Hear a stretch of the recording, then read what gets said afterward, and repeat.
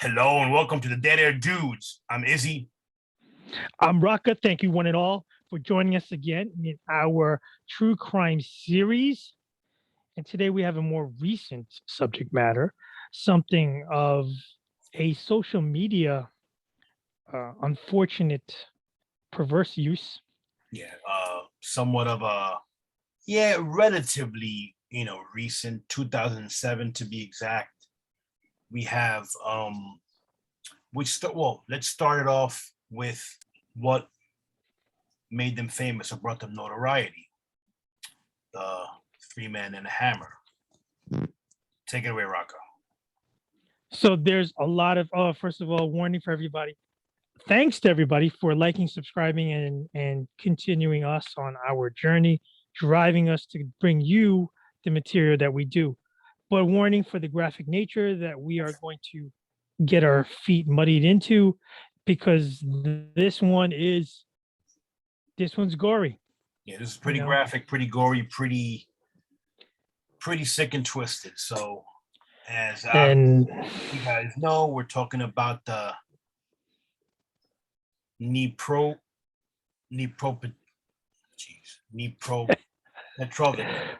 Maniacs. And take it away, Rocco, like I said before. So one of the things that they've done is videotape their heinous crimes. And one of the crimes they did is on Sergei Viteko. We strive our best to respect victims and try not to say their names. This is, however, so very, very well known that we can't do one without the other. And unfortunately, this victim was the victim of Victor, Igor, and Alexander in what turned out to be a snuff film. And for anybody out there, most people in our audience know snuff films are videos of killing, including torture, of a victim. Yeah. This gets more tragic in that Sergei was recovering from cancer and from all accounts was doing very well. He was on his way for a second life. Yep. Then he gets kidnapped and dragged into the woods where these three young men viciously attack him with a hammer. They gouge his eye, they break his ribs, they smash his face into an unrecognizable pile of bush. They're so brash and brazen, they label it Three Guys and a Hammer, and they post it. It turns out later, as we unfold this whole horrific string of crimes, one of their intentions were to make money off, or notoriety more than money, off these snuff films. Yeah. Now, I don't want to get political, but you got medias out there that accept it and it goes viral. They broadcast it, they allow it. There's no vetting process. It's just dummies. Is this a movie? This shit's real. Yeah. Well, actually, the videos out there, and I'm not telling you guys to go watch it by no means, but if you know the right channels and the right websites, you can see it pretty easily. Okay. And like I said, during that it, time, but it is graphic and sick and twisted, and you see a person losing their life, and it is terrible. And just a little social commentary. There's a string of videos from 2007 to 2010 or so where they have reactions of people watching the video. Yep. It's just as patronizing as watching the video. People are making money, people are making notoriety on their reaction to a heinous viewing of a heinous crime. Just got to say, and that's it of it. That's it of my personal editorial. Really, what the f, people? I mean, if you don't have a awful reaction to what you see, you got problems. Yeah, I'm not sure if you know this, Rocco, or our fans out there. The supposedly with all these snuff films and supposed snuff that they were going to make, one of the girlfriends or ex-girlfriends of the three had mentioned that they had a buyer or someone who was interested in the making of these snuff films, and they were going to pay them a good amount of money once they reached a total of 40 films. And Yes, I have heard that. that's just And crazy. here it gets a little more gray because nothing is black and white. This is where it gets a little more gray. These three individual young men do not come from want. They're from well-to-do families. Well, there's conflicting reports on that. There's conflicting reports that one of the men, their father was an elected official, I do believe, or close, and the other one, they had money. So we know for a fact that one of them, their father, is a lawyer, and they were talking about that, why they weren't caught and why it was so difficult to catch them and all this stuff was because they're from well-to-do families, and so that's where that story came from. So it's kind of, I don't know, kind of. I mean, well-to-do to middle class. So um it's not like they're on dire straits, No, it's not like they on needed their this. last bread. Exactly. It's not like they needed this money. You're right. It's not like they needed this money. This was done. This was. Well, it was revealed in their police interviews, in interviews with people that knew them, and with interviews between each other about each other. Right. They loved doing this. Of course. They loved it. They didn't just like it or as a past. They looked forward to hunting humans, weak humans, vulnerable humans as prey, and all. They did not discriminate. They got elderly, young people, women, men, people in a wheelchair, people alcoholic, drunk from a bar, going home. I mean, and then they did multiples each night. 29 attacks, so 29 people, 21 which were murdered in the span of a month. Mostly with the mode of a hammer, as brutal as you can imagine. Not a gunshot at somebody's face. They use They use pipes. mallets, pipes, construction material, rebars, and then a few victims, they gouged their eyes out while they're still alive. Yeah. Most of the victims' facial features were unrecognizable at time of death. Yeah, they would smash them to a pulp to the point where, like you said, they were unrecognizable, and it goes to the length that they would go to and how they did not care.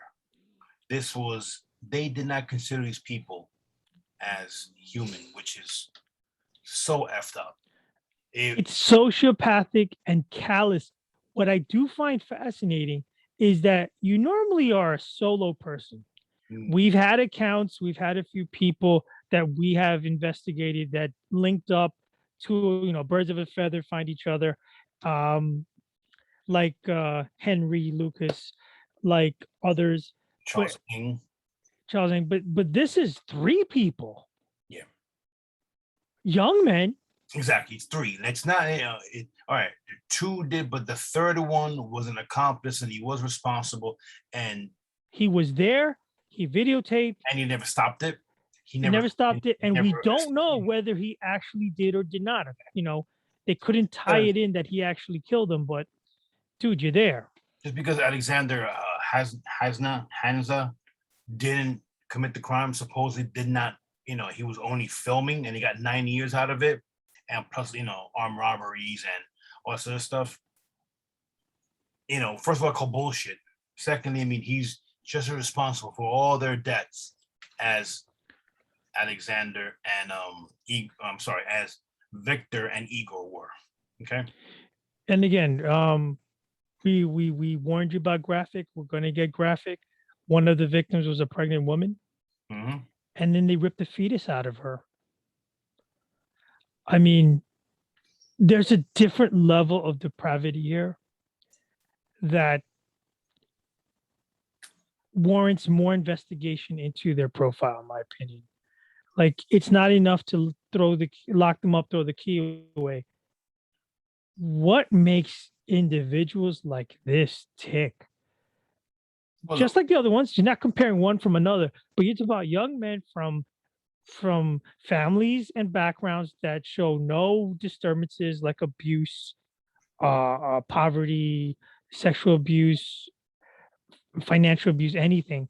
They had it all right. I didn't say okay, maybe not great, but they had it okay. And they're going out there. This is really callous on another level. I know. Look, And then the videotaping. you, you, and it's almost feels like a cop out when you say that they're sick individuals, because yes, no civilized person would do these things. All right. So yeah, let's establish that. But the fact that, like you mentioned, they went out and callously and purposely went out and committed these acts. They actually went out hunting to kill people.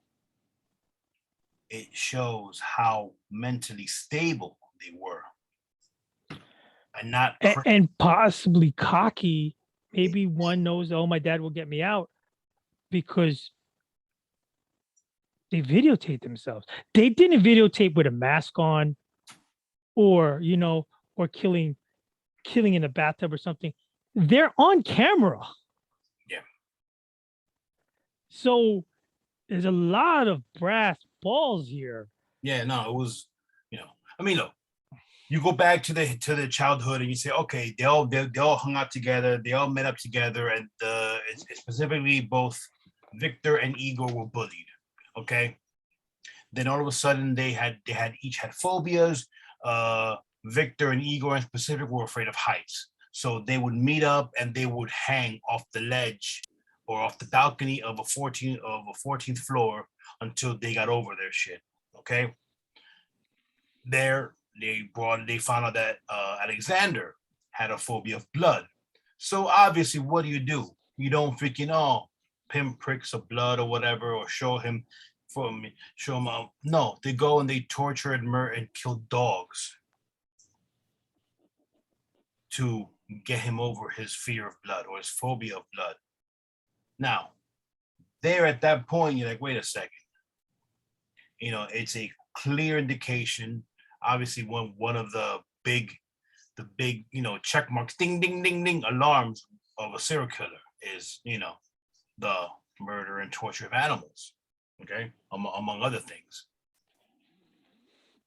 So already from early on, it was well known that they were going to do that.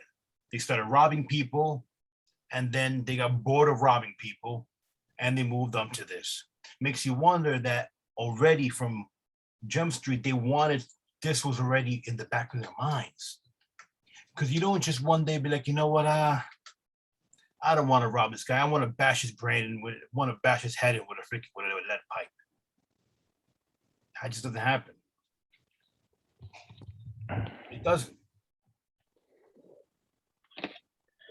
Well, it's a shame, and I'm not advocating this. I'm not saying to do this, but if one was bullied, you you'd hope that they would gain the strength within the law, report it, do what you can. If you find yourself into situations where you can't, if you're going to take it out, exact revenge, go to the bully. Well, I mean, but You that's know, what I'm saying, man. I say there's a lot of misdirection here That's and why it's all BS. overcompensation, and then what do you call it? Projecting. Yeah. So without going into profiling, which I'm not a profiler, but just going into investigation into this, And like you said, they were into thievery, they were into robbery. another, This is actually what did them in.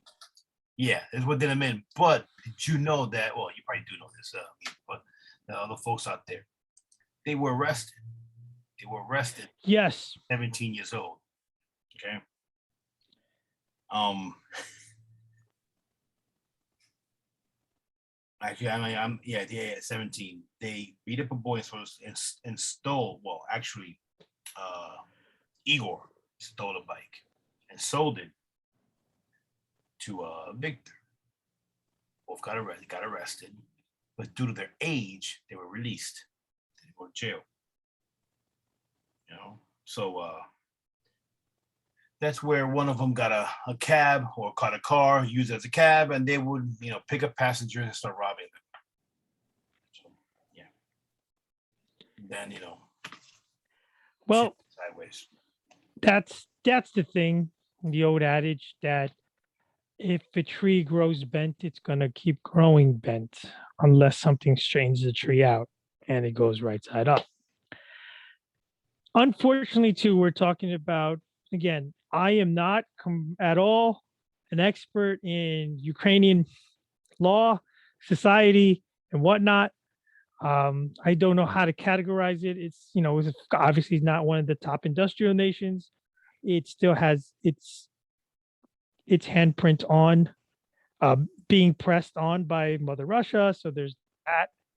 I don't know if it's an economically depressed or middle or up and coming or whatever as far as a society goes. But from all accounts of everything I read, it's a working class country. Right. There's some mobility.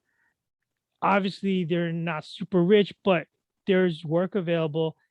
It's a tough life. I get it. But this kind of stuff that held this one town hostage, which since has been so affected by these crimes, changed the name of the city. Yeah. you know, it's amazing that this is, a little more than 10 years old. Yeah, another. With the age of cameras and high tech, they thought all of this out, and then they didn't. They got to some point where they thought they're so above the law, they cavalierly did whatever they want, killed who they want, film what they want, and then take the goods they robbed from people and hawk them at the pawn shop. Which one of the cell phones was traced back.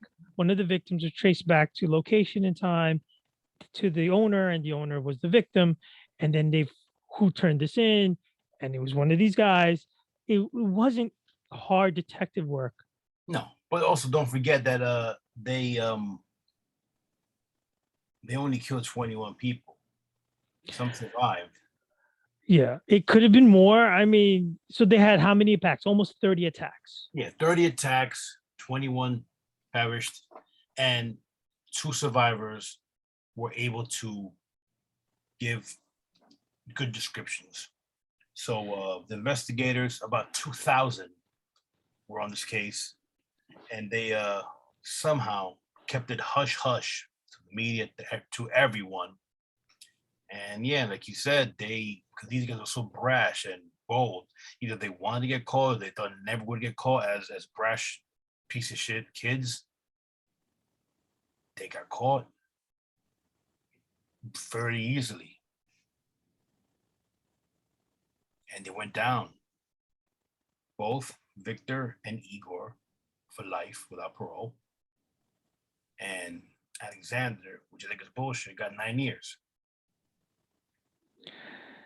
I tell you, if I was a family member of a victim, tell him, Rocca, what? This is what Rocca will do, and I am not afraid to say my opinion. I would pay the guards handsomely, as much money as I can, hush money. Kill the cameras, kill the lights, give me a hammer, give me 15 minutes with them in a room. Like, you want a snuff film? Okay. And I would channel my innermost Punisher and go to work. I'm going to feel like it's a batting cage and they're throwing meatballs down the pipe. Swing body. Anyway, happy thoughts. So here you have it. And then you have the whole internet component of the whole thing, which really blows your mind because it's also a social commentary on people.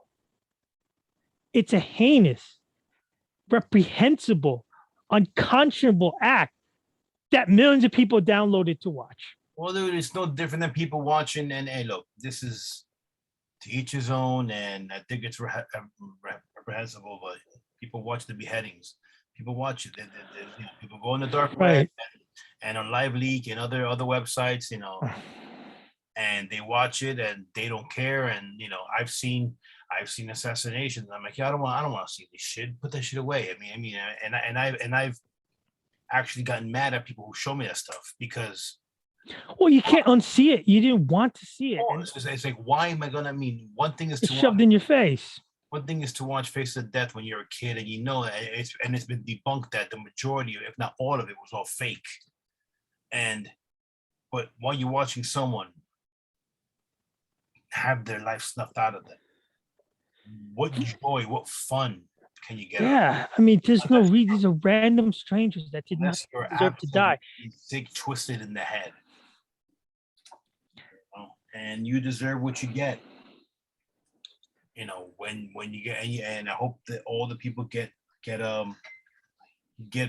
prosecuted to the furthest end of it all.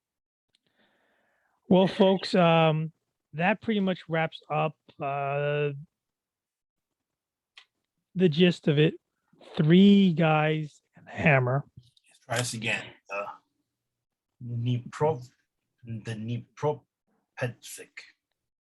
Dnepropetrovsk There you go. The Dnepropetrovsk Maniacs. Maniacs. And unfortunately, too, just the last little tidbit is because of their actions and notoriety, there's been a few copycats since. And again, I question many times whether us humans deserve this planet or not. No, I've seen, and there's been movies that have not so much delved into it or copied it, but I've seen movies that have tackled the subject matter of being a serial killer and producing snuff films or something. Hostile. I saw one recently called Spree, which was pretty decent. I mean, film, but but it's a film. It is exploration to the dark side of humanity. I get it. There is a place for slasher horror gore, but I just want to tell the general public, it's a film. To actually go out and do this is wrong, and I don't know that there's any even gray area there. No, there's no gray area. This it's just wrong. All right, just taking care of business, and a little bit quick aside is that we have been playing around with the idea of branching out a Dead Air Dudes dedicated channel to true crime. And since we have such a following, and thank you so much for following and listening to what we bring to you. So be on the lookout should that ever materialize sooner than later. Otherwise, to all our podcast listeners, thank you so much. And thanks for the good feedback. We do bring a variety of stuff to the table. And one of the big hitters and well received is our true crime series. Definitely. And we are at the point that we will release this video and podcast episode. You guys will see that we check our social media. We also avid comic book guys and fans. So we're going to have a virtual Comic-Con or heavy content about comics if you guys are interested, which will lead into our 31 days of Halloween. We live for Halloween. We are big Halloween people. It is my favorite holiday of the whole year. All the other holidays can go to where. Give me October 31st or give me death. Yeah, that does not mean we will neglect our true crime and our bad juju series. We will continue to do that. So keep on the lookout. And as always, thank you for liking and subscribing, and please continue to do so. So we can bring you more. Tell your friends, and also be on the lookout for our Comic-Con end of summer giveaway and many other free stuff and merch that will be available to all you guys out there. And for our dedicated fans out there, reach out to us and we'll see if we can send something your way. Thanks again. Take care, guys. I'm Izzy. I'm Raka. Save the whales.